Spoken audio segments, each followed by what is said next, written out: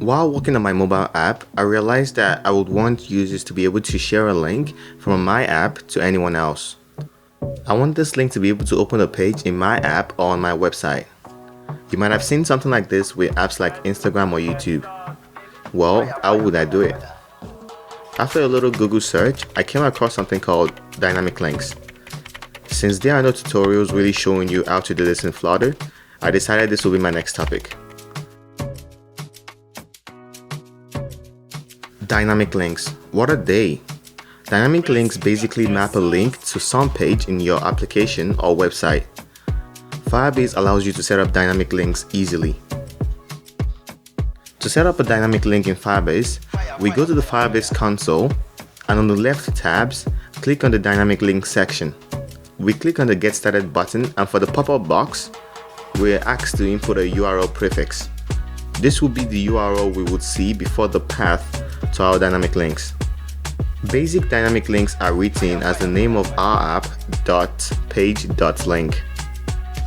This is just the first step of getting dynamic links set up for Firebase. Next up is setting up dynamic links for Flutter. We need to first add the Firebase dynamic links dependency to our popspec.yaml file and then import the Firebase dynamic links package into our code. Since the entry point of every Flutter application is main.dat, we somehow have to undo the state of the dynamic links from here. But wait, before we do that, let us logically think of how dynamic links work. First, we need a link to click on. Second, the link has to somehow open a page in our Flutter application. Let us tackle the first logical problem. What we need to do here is create a link we can use. We can create links manually or programmatically. For the purpose of this video, we would only be examining the Android side of the Flutter application. The iOS version works almost the same way, but we need a little bit more tweaking. More information will be in the description below.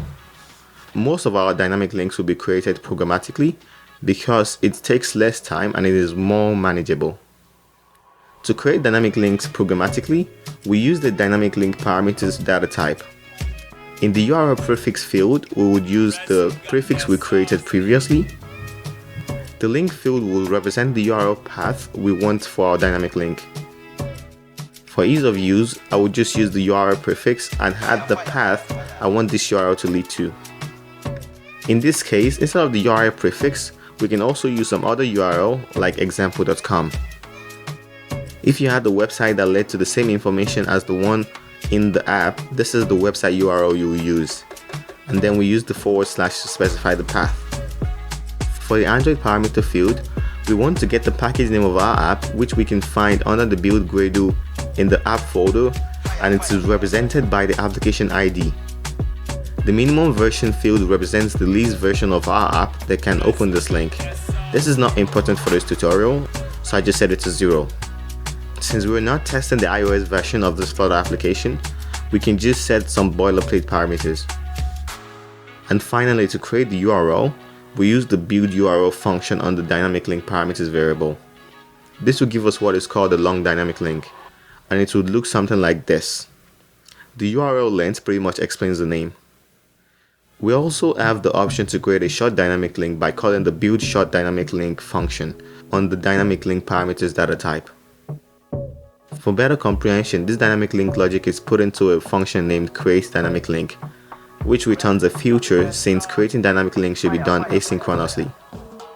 This function also takes a boolean that decides if we want a short dynamic link or a long dynamic link. Before we move further, this is what a dynamic link will look like in our app. Although the path is random, this is just some way of covering the underlying path set by the programmer.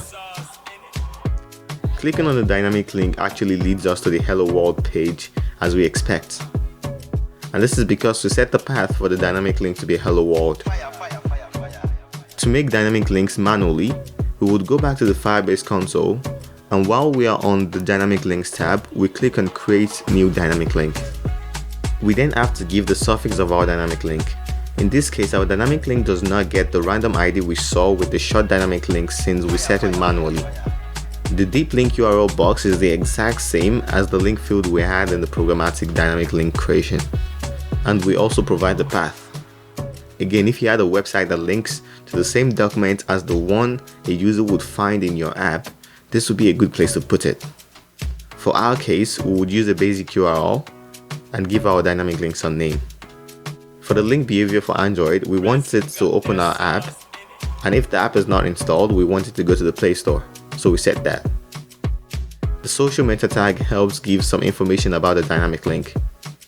If you ever shared a YouTube video with a friend on WhatsApp or some messaging app like Snapchat, you sometimes get information like the name of the video and a thumbnail.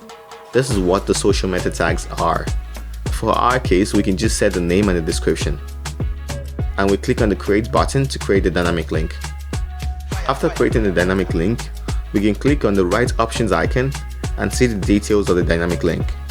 This gives us some information of what our dynamic link would look like. As you can see, the deep link URL is different from the short dynamic link.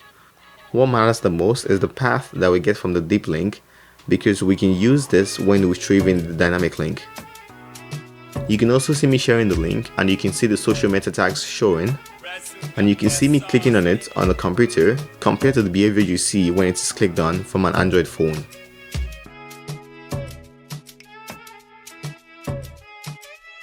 The next logic is to receive our dynamic links. To receive a dynamic link, we call the getInitialLink method from the Firebase dynamic links, and this will get the dynamic link if the app was opened by one. We then have to get the URI for the dynamic link. From here, we can check what path the dynamic link represents. This tells us what page to open. For example, if the deep link.path is equal to hello world, we would go to the hello world page by just navigating to that page. Since we have to navigate, for the sake of this tutorial, we would set up a route system, and depending on which path our deep link has, we would go to the page that represents that path. After this, we put that function in the init state of our class, since it represents the beginning of a stateful widget. We do this because as soon as our app opens, we want to also check if it was opened by a dynamic link. And if it was opened by a dynamic link, we go directly to that page. At this point, I just followed a similar pattern to the example code provided by the creators of the plugin for the Firebase dynamic links. We map two buttons to create either a long or short dynamic link, and to test the dynamic link, we can just click on the link and it should lead us to the page we want, in this case, the Hello World page. For clarity, if you decide not to include a path for your dynamic link, this means that the path of your dynamic link will be an empty string, and this will route to the main page since there is no string for the route to access. If you would like to read the full code, I will leave a link in the description to the original Firebase dynamic link example. And that's the end of the video. I hope you learned the power of dynamic links and how you can set them up for your app. If this video entertained or helped you in any way, liking, subscribing and sharing this video will show support to this channel. Do not forget to leave a comment for topics you would like to see. And thanks for watching.